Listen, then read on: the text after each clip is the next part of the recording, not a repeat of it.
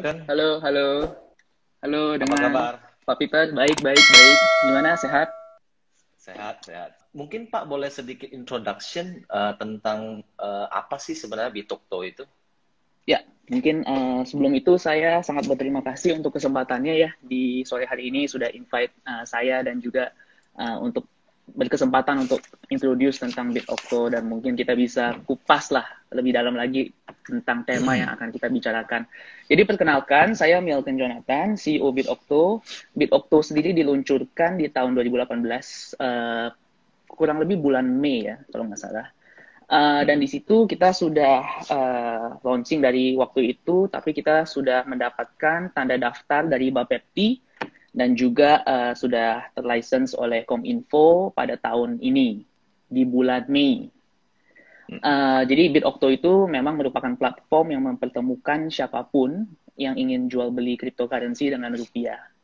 Saat ini di Indonesia memang sudah ada 12 perusahaan yang sudah terdaftar dari Bapepti dan kami adalah salah satunya.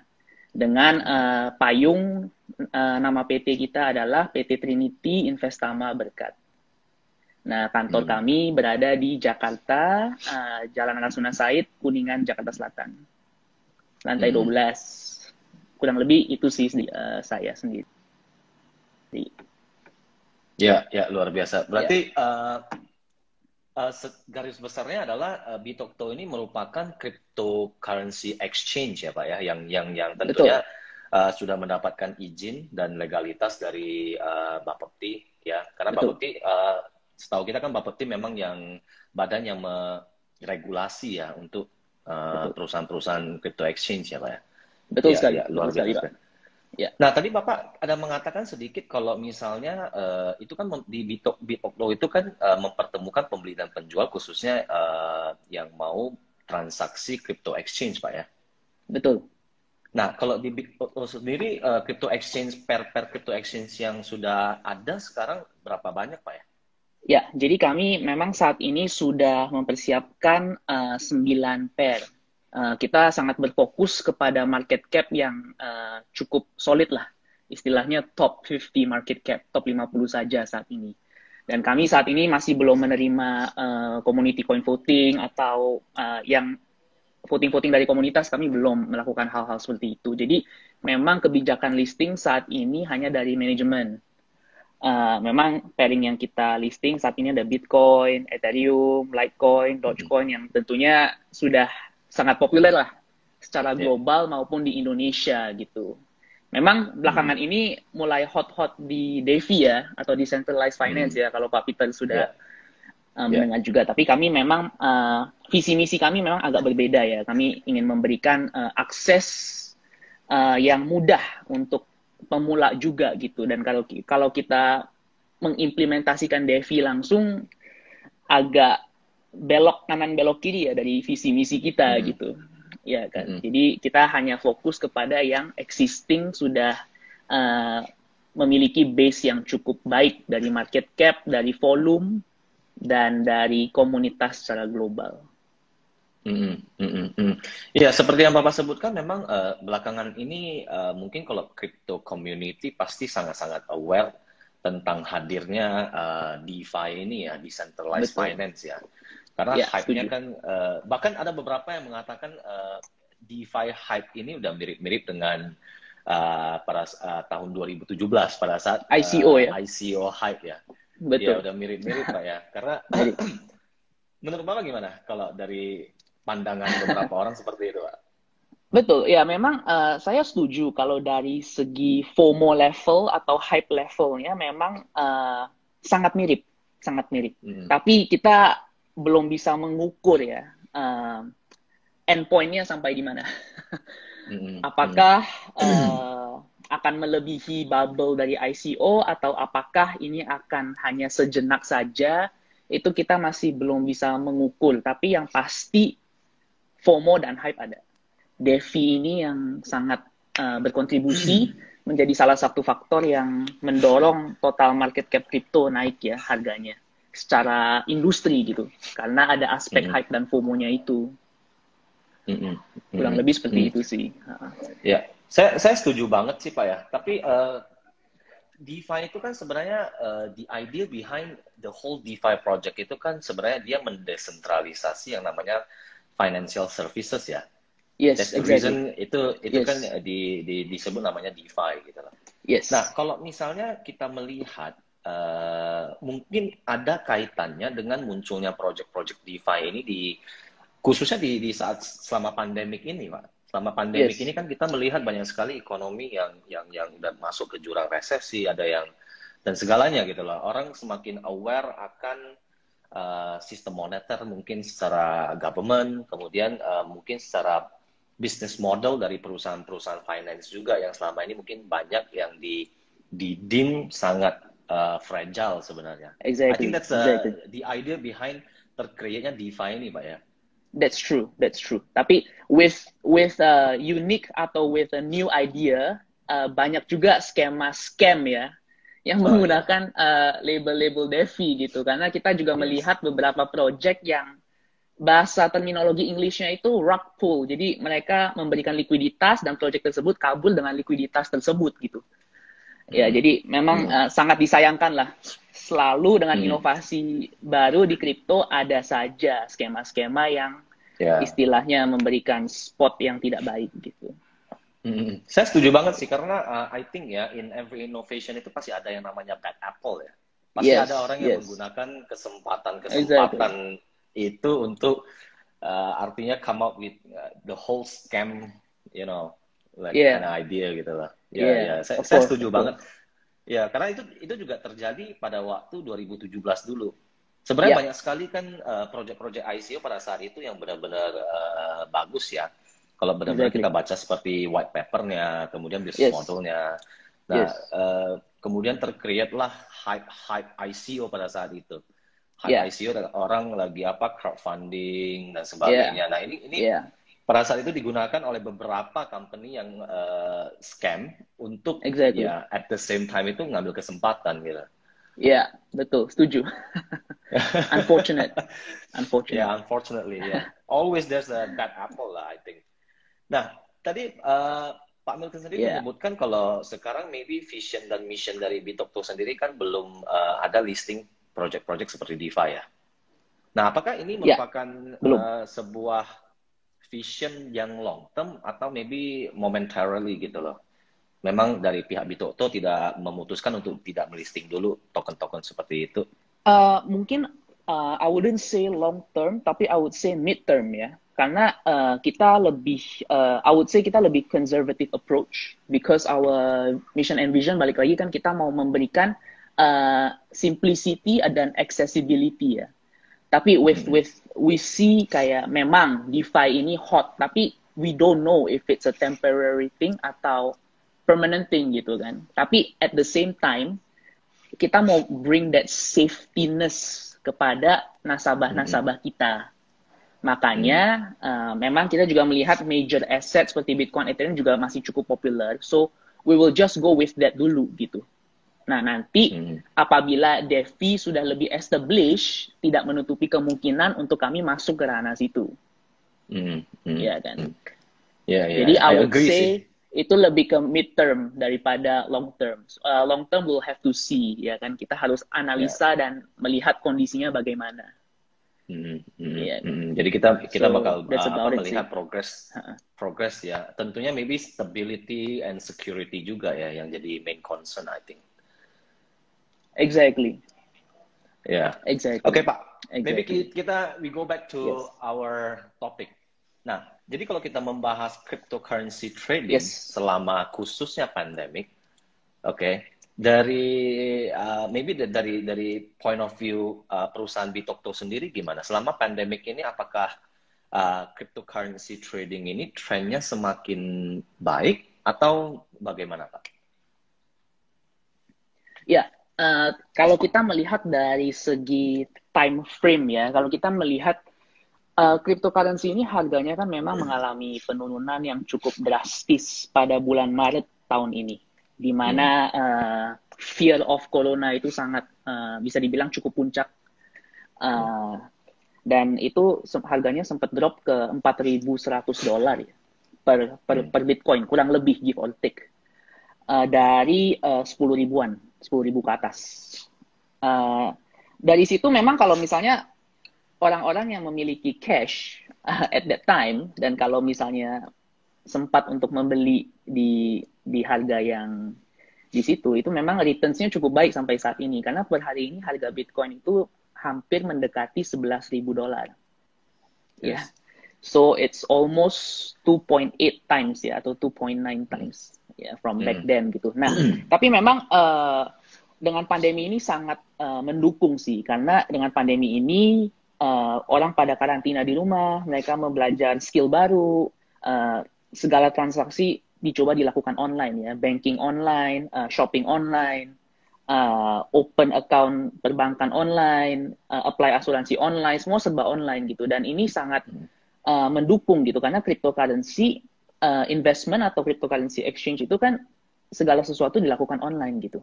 Dan mereka sekarang memiliki waktu untuk belajar dan untuk mulai masuk ke dalam ekonomi digital ini yang baru gitu, ya kan? Dan ditambah lagi cryptocurrency ini tidak ada bentuk fisiknya ya. Kalau emas mungkin masih ada fisiknya ya, mungkin virus masih bisa menempel gitu.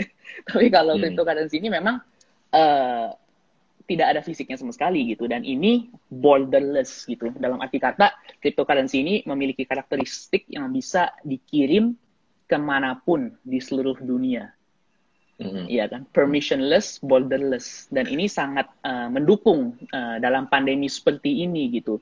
Untuk misalnya ada keperluan mendesak, mendadak di luar negeri, pengiriman uang mungkin kalau menggunakan wire transfer mungkin berapa hari kerja gitu. Tapi dengan adanya cryptocurrency ini sangat mendukung untuk mereka mengirim bantuan secara langsung gitu, anywhere. Jadi memang aside from trading memang volume naik ya, karena ada volatility pasar terkait dengan pasar saham, terkait dengan stimulus, terkait dengan development dari pemerintah secara global, dollar index, kurs dolar, kurs yuan, itu semua secara tidak langsung akan berdampak kepada volume dan harga kripto. Nah, tapi memang di luar trading itu, dari aspek remittance itu juga sangat membantu sih, dan naik sekali volume dari pengiriman uang melalui cryptocurrency. Jadi memang sangat positif pertumbuhan ini semasa pandemi, kalau kita bisa mengukurnya ya. Kurang lebih seperti itu. Ya, I think I totally agree sih dengan yang baru Pak Milkan sebutkan ya. Karena tadi Pak Milkan menyebutkan about gold, right, commodities. Kalau di Indonesia sendiri sebenarnya kalau ya cryptocurrency kan kita being classified as a commodity ya. Yes, that's right. Nah, kalau misalnya globally, bahkan sekarang kita sudah banyak mendengar contoh aset-aset seperti Bitcoin ya sudah mulai di-consider as a new coin, as a new gold gitu loh. Nah, as a new gold, dan kita melihat ever since mulai pandemic itu kan memang harga drop drastically gitu loh ya. Yes. Kemudian kan sekarang harga udah mulai pick up, pick up, dan saya juga saya memperhatikan di pasar especially di cryptocurrency ya, hype untuk mulai beli cryptocurrency ini udah benar-benar mulai pick up juga in terms of volume and everything. Yes. Karena itu juga banyak didukung oleh news-news di mana banyak yang believe kalau Bitcoin bull run is about to happen gitu. Yes. Right? Exactly. Yes. I'm a big fan of Bitcoin sebenarnya. Saya sering ikut ya yang newsnya Bitcoin, kemudian secara fundamental. Banyak kan news-news yang sekarang keluar karena itu juga maybe karena adanya pandemik sehingga itu juga accelerate maybe dari government, dari company, dari semua level gitu loh untuk semakin cepat mengadopsi yang namanya digital. Nah, digital itu yang sekarang yang paling banyak di-consider gitu loh globally adalah ya cryptocurrency gitu, in terms of the remittance ya kan. Kalau misalnya kita mau mengubah bisnis model, kita juga menggunakan teknologinya seperti blockchain gitu. So I think I believe kalau maybe justru ini kita baru masuk ke kuartal keempat, Pak. Kita baru masuk ke kuartal keempat, which I think everyone believe di kuartal keempat ini Bitcoin ini bakal bull run-nya bakal it's about to happen gitu. I see. Nah, Iya, saya rasa itu juga pasti tentunya pasti banyak mempengaruhi volume dan maybe user adoption sendiri ya di exchange Bapak. pasti. Exactly. It's always correlated in that way sih. Di mana Uh, harga pick up, volume, user base, user sign up itu semua naik. Directly Oke. correlated. Tapi memang harga Bitcoin ini saat ini memang strongly correlated dengan dollar index ya, di XY. Jadi memang sangat inversely correlated, di mana di XY turun, Bitcoin naik, di mana di XY naik, Bitcoin turun gitu. Saat ini sangat Yeah. strongly inversely correlated sih. Ya, banyak yang relate harga dari Bitcoin ini sendiri bahkan dengan indeks US ya, kayak S&P, Iya, Dow Jones, yes, and all this. yes, Uh, exactly. Ya, sebab memang I think trading volume wise, kalau cryptocurrency memang USA masih paling besar ya volumenya ya, dari institution maupun retail gitu. Jadi memang mereka masih menggerakkan harga dan volume lah saat ini gitu. Oke. Jadi Pak, kalau misalnya kita berbicara peluang nih, Ya, peluang di cryptocurrency trading, especially during this time gitu. ya. Menurut Bapak apakah ada peluang untuk cryptocurrency trading khususnya selama pandemik ini? Oh, pasti. Karena balik lagi di masa pandemi ini volatility sangat volatile ya. Dengan adanya volatility gini sangat banyak opportunity untuk kita trading cryptocurrency atau bisa dibilang scalping lah. Mungkin di dunia forex sering dengerin juga ya alias scalping dan sebagainya. Cuman memang BitOcto sendiri kan ini kan kita bukan kontrak ya. Kita memang spot dan kita tidak bisa short atau shorting aset tersebut gitu. Tapi memang volatility atau opportunity yang kita bisa ambil adalah dari pergerakan harga jika itu naik tentunya, karena kan kita di pasar spot. Nah, memang gara-gara volume dan volatility ini dari terutama dari berita Amerika, memang sangat baik sih untuk kita scalping gitu. Untuk pemula pun juga sangat baik gitu. Karena kalau kita melihat general uptrend dari masa pandemi mulai sampai saat ini, kita melihat chartnya itu juga meskipun naik turun, tapi overall trendnya masih up. Jadi memang ada opportunity di sana apabila fundamental dan technical dipelajari dengan baik ya tentunya. Karena kalau nggak sama aja dengan berjudi ya. Nah memang di BitOcto sendiri kita menyediakan edukasi gratis sih untuk semua nasabah kita yang registrasi gitu. Ya, I see. Nah, memang kita semua tahu, I think ya, khususnya investor nih Pak, investor bukan hanya crypto investor ya, karena saya rasa investor generally itu kan kita semenjak adanya pandemik ini kan kita banyak melihat apa-apa saja sebenarnya top performing asset ya selama during this pandemic ya. Jadi itu ada stock, kemudian ada saham, ada beberapa jenis investment, and so far we can safely say kalau memang so far sampai saat sekarang ini yang jadi top performing asset itu kan it's both first it's gold, kemudian the second one is cryptocurrency, Bitcoin specifically sebenarnya Bitcoin kan. Nah, saya rasa ya itu juga menurut saya itu juga menjadi salah satu the reason juga ya banyak sekali now investors yang dari berbagai background mulai switch ke cryptocurrency. Yes, sangat setuju. Kita juga melihat kemarin ada perusahaan besar namanya MicroStrategy ya. Itu salah satu perusahaan publik dari Nasdaq bergerak di bidang business intelligence ya, if I'm not wrong. Mereka menggunakan cash reserve mereka atau corporate treasury mereka untuk membeli Bitcoin sebagai asset holding mereka. Sampai kurang lebih 400 juta dolar. Dan itu memang berita yang sangat baik dan sangat positif. Karena itu bisa dibilang diakui sebagai safe haven asset sebagai long term holding sih untuk memerangi inflasi dan hedging ya. Jadi memang investor-investor ini mulai melirik sih institution maupun retail yang dulunya mungkin belum melihatnya atau belum melirik ke situ. Tapi sekarang kita mulai sih. Di Indonesia pun juga ada beberapa perusahaan juga menghubungi kami untuk membuka corporate account gitu. Tapi kami memang masih sedang dalam diskusi lah untuk ketemu titik yang terbaik dengan regulator juga terkait dengan corporate account ini. Saya setuju Pak, karena kalau I think ya almost every day now, hampir setiap hari kalau kita perhatikan di mana-mana itu fundamental news about institutions, kemudian retail investors itu sudah mulai jump into crypto. Banyak sekali, seperti contoh kayak hedge fund yang ada di US sendiri, itu sudah banyak sekali men-switch sedikit banyak portfolionya itu ke crypto. Exactly. And then the interesting part juga banyak sekali maybe tokoh-tokoh ya yang kita bisa katakan tokoh-tokoh financial nih yang previously itu tidak percaya for example dengan Bitcoin atau cryptocurrency, now sudah mulai mengubah cara berpikir dan maybe perspektif mereka juga sudah mulai berubah gitu loh. I still remember kalau back then itu John McAfee dia mengatakan Bitcoin bakal ke harga 1 juta per coin. Right, 1 million, betul. And then I think pada saat itu semua orang, I don't think semua orang pasti skeptical dengan this kind of prediction. Karena at that time itu kan it doesn't seem possible. Nah sekarang yang lucunya adalah kalau kita perhatikan, dulu yang orang-orang yang skeptical sekarang juga udah mulai memprediksi hal yang sama seperti John McAfee. Iya.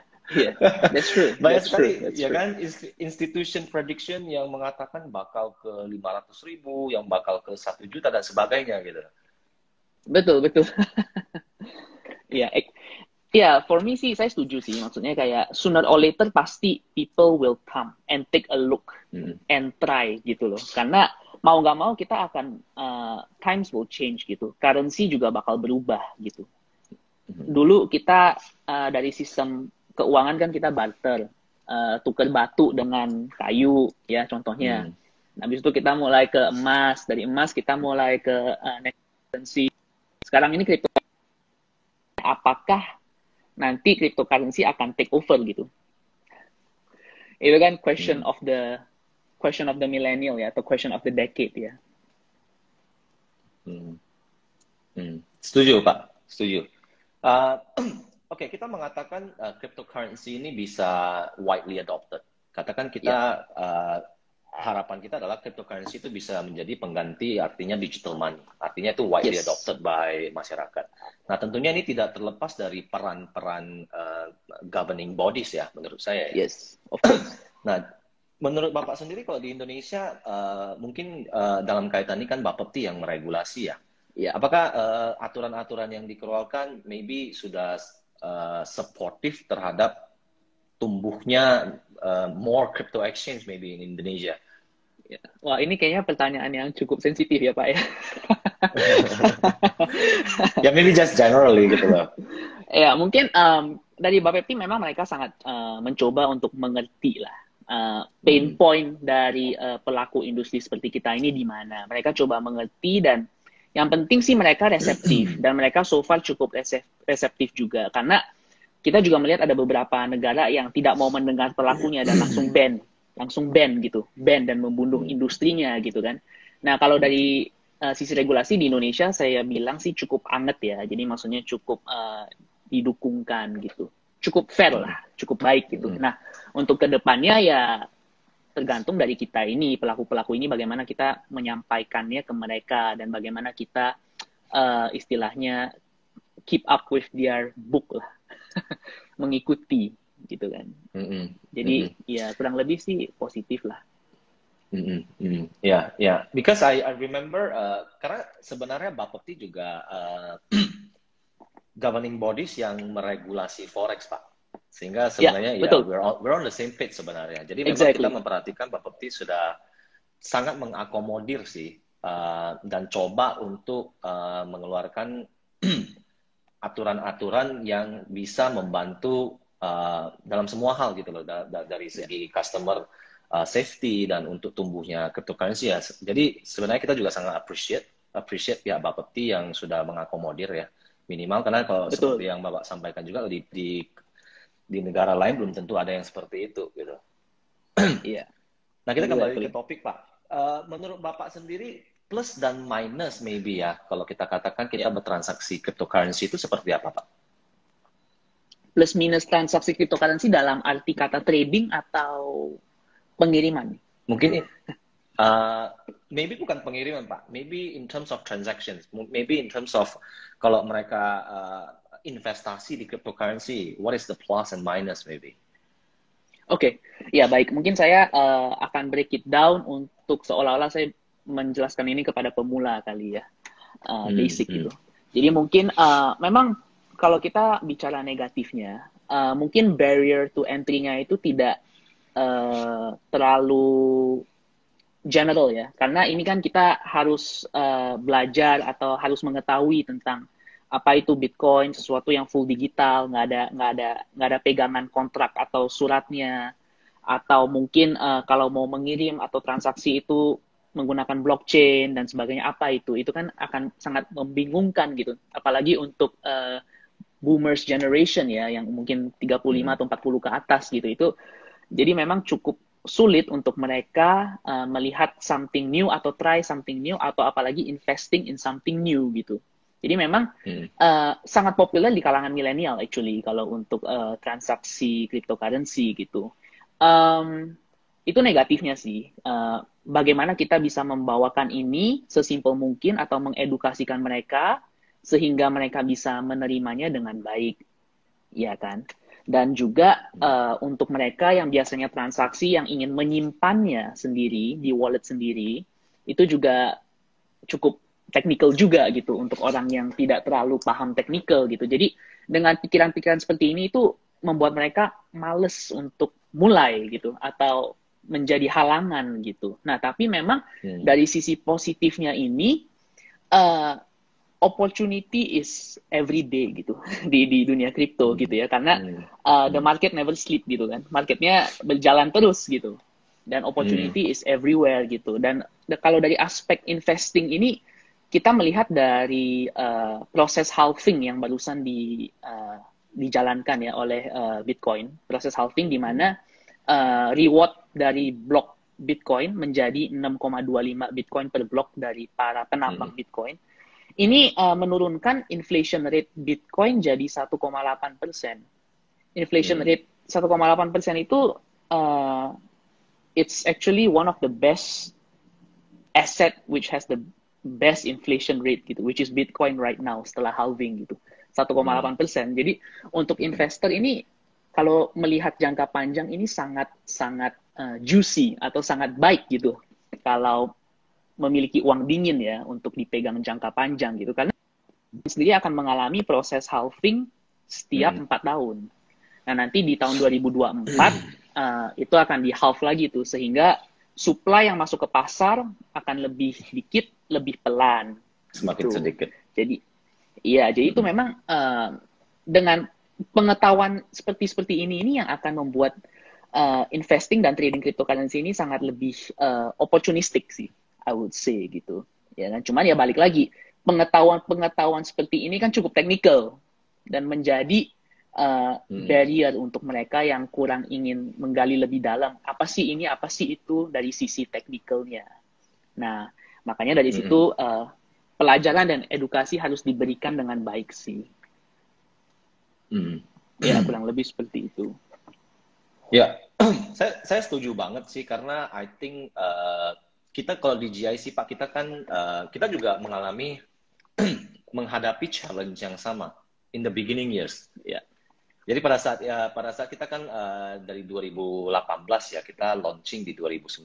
Dan we launch GIC ini kan dengan business model yang pioneer gitu loh, yang belum pernah ada sebelumnya. And it involves cryptocurrency, karena it involves blockchain and all this, right?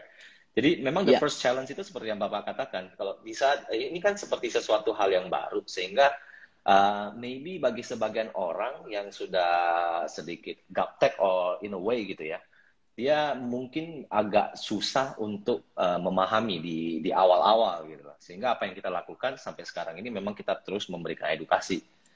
Jadi kita memberikan edukasi, kita ada buka webinar dan all this gitu, untuk benar-benar mengeducate all our customers, all our clients gitu loh, or everyone Yeah, gitu loh in this community. definitely, Uh, definitely. kemudian ya, ya, makanya saya That's setuju banget amazing. sih. That's amazing. I think that ya, dan kalau misalnya untuk opportunity ya saya rasa Bapak sampaikan udah cukup jelas sih.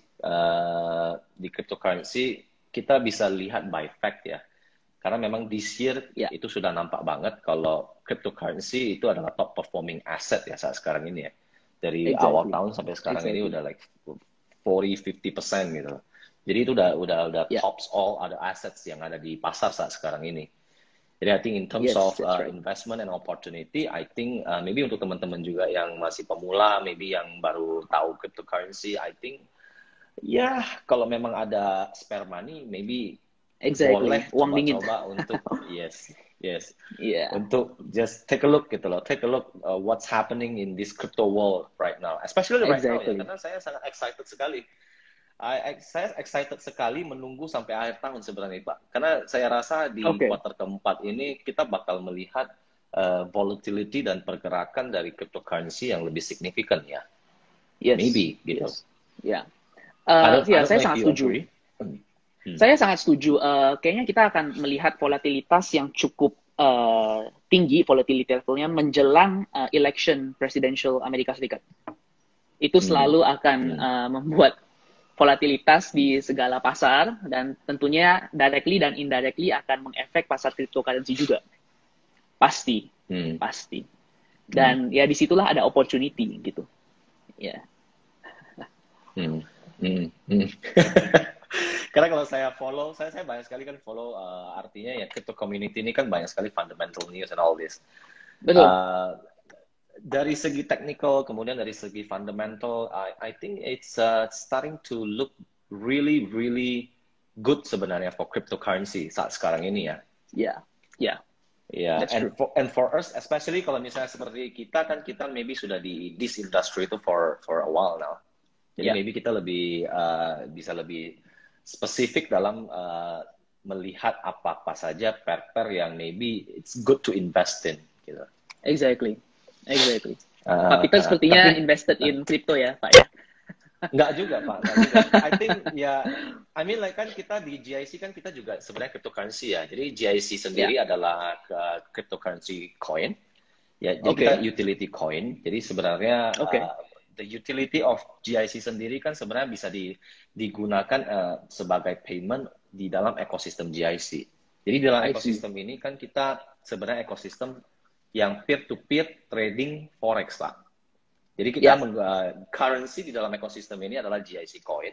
Jadi untuk para GIC coin holders, mereka bisa pakai coin ini untuk transaksi forex. Jadi sebenarnya in a way we try to bridge forex and crypto together gitu. That's really amazing ya. Kayaknya di Indonesia kalian hanya satu-satunya. Belum ada. Ya? Yes. Pioneer. And then on top of Pioneer. And then on top of that itu kan kita benar-benar because we're using blockchain technology ya. Jadi itu benar-benar jadi transparent. Kemudian itu juga peer to peer. And because of that juga kita juga launching satu fitur yang memang selama ini belum ada, yang namanya market maker features.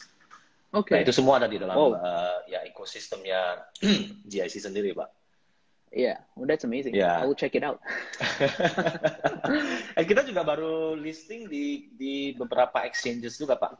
Maybe one of these day maybe kita boleh GIC boleh listing juga di Bitokto kali. Bisa kita diskusikan lebih dalam nanti. Ya. Siap. Jadi kalau ini kan maybe kan teman-teman di sini kan banyak yang cryptocurrency trader yang pemula, Pak ya. Maybe dari Pak Milton sendiri boleh sharing sedikit tips gimana sih sebenarnya berinvestasi di cryptocurrency itu yang benar gitu, yang baik and safety gitu. Betul. Ya. Jadi as to all assets, dengan semua aset tidak ada aset yang risk free ya. Jadi memang semua aset itu memiliki tingkat risiko yang levelnya beda-beda lah. Jadi memang untuk pemula ini kami sangat mendukung sih. Kenapa? Karena di Bitokto sendiri kami mengimplementasi minimal transaksi hanya Rp50.000. Sudah bisa mulai beli atau investasi atau trading cryptocurrency di tempat kami. Nah, karena kan kami percaya bahwa untuk pemula ini maybe they need time. Mereka mungkin perlu coba kecil dulu lah sebelum transaksi yang lebih besar, dan kami menyediakan minimal transaksi hanya 50.000 saja untuk get a feel terlebih dahulu gitu ya kan. Dan kami untuk pemula ini mungkin yang poin penting adalah jangan FOMO ya, karena kami juga melihat dari komunitas-komunitas kripto ini gampang sekali diarahkan untuk beli sesuatu dan dijanjikan return yang tidak masuk akal. Nah, itu yang sesuatu yang harus diperhatikan. Something that is really really good, it's not actually true gitu kan. Atau mungkin maybe you're just lucky gitu kan. One time, two time maksimal gitu. Tapi ya basically itu jangan FOMO, jangan ikut-ikutan hype. Yang penting sih balik lagi harus belajar fundamental sama technical sih. Karena memang kripto ini kalau kita pelajari technical dengan baik, sangat membantu dari trading.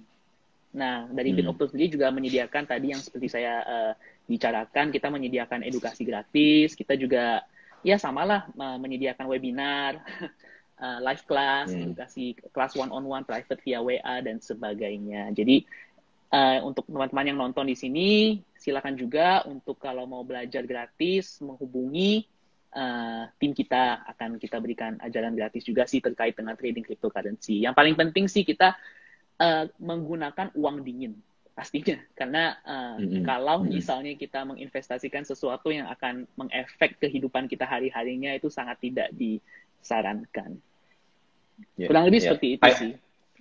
I totally agree with you, Pak Milton. Jadi memang untuk teman-teman ya, as with every other investment ya, tentunya pertama kita harus melakukan research juga. Kita harus melakukan research, kita harus mengerti apa sih sebenarnya investment yang kita jump into gitu loh. Nah itu satu, kemudian tentunya pada saat kita sudah mengerti, kita juga harus tahu kita melakukan transaksi itu di mana. Jadi ya itu secara legalitas kita juga harus jelas sebenarnya exchange itu yang sudah berlicense belum. Nah, as an information, BitOpto memang sudah menjadi exchange yang sudah berlicense dari Bapepti, which is a very good thing. Jadi maybe teman-teman yang pengen melakukan transaksi juga langsung bisa ke BitOpto. BitOpto juga menyediakan educations, maybe itu dalam bentuk webinar, Pak ya? Atau gimana? Jadi kalau memang ada mau webinar, belajar, ada juga WhatsApp one-on-one. Ya luar biasa. Nah, jadi kalau memang mau belajar, bisa langsung ke BitOpto juga ya teman-teman. Jadi di sana langsung diajarin secara one-on-one, bahkan itu luar biasa sekali Pak. Ya, siap. Ya, Pak, maybe before kita close, masih ada pesan-pesan maybe dari Pak Milton? Mungkin dari saya sih cukup sih ya. Mungkin ya kembali lagi untuk teman-teman yang ingin mulai belajar atau mungkin mulai menyemplung lah ke ranah cryptocurrency ini, silakan. Dari BitOpto ini akan sangat bersedia untuk membantu teman-teman, terutama pemula. Kami sangat open kok, dan kami juga memiliki komunitas Telegram untuk kita saling sharing atau saling belajar satu sama lain, ataupun siapapun yang memiliki kendala terkait dengan BitOpto juga kami akan membantu 24 jam sih. Anytime, anywhere. Dengan BitOpto. It's amazing, Pak. Nah, jadi ya teman-teman udah tahu kalau memang mau belajar, ya itu kita ada BitOpto, bisa langsung aja. Tadi sudah disampaikan oleh Pak Milton juga. Maybe that's all, Pak Milton. Thank you very much for joining us hari ini. Keep in touch, Pak. Thank you. Maybe I'll see you. Thank you ya, Pak ya. Some other time. Sure, yeah, definitely. Take care ya, Pak ya. Take care, teman-teman. Take care.